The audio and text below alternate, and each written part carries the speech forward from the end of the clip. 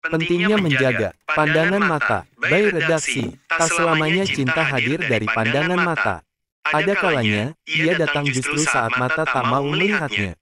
Syahdan, Dewi Roroyono atau Dewi Sujina, Putri Sunan Mudung, sosok yang sangat disegani di Desa Juwana, sedang berulang tahun ke-20 tahun.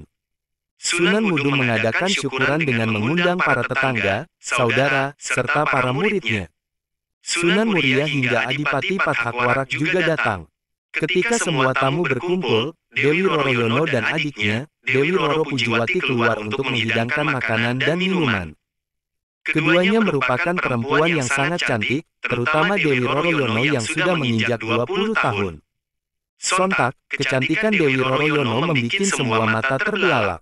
Mereka yang tak bisa menjaga pandangan matanya, terseret godaan nafsu. Adipati Pathakwarak misalnya, ia memandangi paras cantik Dewi Roroyono sampai matanya tidak berkedip sama sekali. Sunan Muria muda tentu lelaki dan manusia biasa. Hanya, dia sangat menjaga pandangan mata.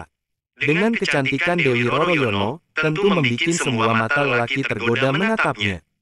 Bedanya, Sunan Muria mengendalikan pandangan matanya. Karena menuruti nafsu, Adipati Pathakwarak bahkan menggoda Dewi Roroyono dengan ucapan yang tidak pantas dan tindakan yang kurang ajar sehingga membuat Dewi merasa malu dan marah lalu menangis. Namun, kecantikan Dewi Roroyono benar-benar membius Adipati Pathakwarak. Ia bahkan mengendap-endap ke kamar Dewi dan membiusnya dengan ilmu sirap. Pathakwarak kemudian masuk melewati genteng dan berencana menculik Dewi. Pathakwarak terkenal memiliki ilmu kanuragan tinggi sekaligus memiliki banyak harta dan kekuasaan. Kondisi itu membuat tak seorang pun berani menghadapi kesaktian Pathakwarak, kecuali Sunan Muria. Sunan Muria yang sejak awal seperti tidak memperhatikan Dewi Roroyono pun, akhirnya terdorong untuk menemui Pathakwarak. Berhadapan Sunan Muria, Pathakwarak pun langsung menyerang membabi buta. Untung Sunan Muria mampu mengendalikan serangan Pathakwarak. Pathakwarak kalah hanya dengan beberapa gebrakan saja. Bahkan, seluruh kesaktian Pathakwarak tiba-tiba hilang begitu saja. Pasca kejadian itu, Dewi Roroyono sangat berterima kasih pada Sunan Muria. Ia bahkan bersedia menjadi pendamping hidup Sunan Muria. Keputusan Dewi tentu bukan tiba-tiba dan tanpa alasan. Saat pertama kali acara syukuran berlangsung, Dewi memang sempat terkesima pada sosok Sunan Muria. Sebab, di tengah semua tamu lelaki yang memperhatikannya, Sunan Muria tampak sabar dan mampu menjaga pandangan mata. Berkat kesabaran dan kemampuan menjaga pandangan mata itulah, Dewi Roroyono jatuh hati pada Sunan Muria. Namun, karena Adipati Pathakwarak agresif menggoda, Dewi pun memilih masuk ke kamar. Tatkala Sunan Muria menyelamatkan dirinya, Dewi sangat senang. Bahkan dia memutuskan untuk menjadi pendamping hidup Sunan Muria. Sunan Muria atau Raden Umar Said adalah putra Sunan Kalijaga. Sunan Muria dilahirkan dengan nama Raden Umar Said. Nama kecil beliau ialah Raden Prawoto.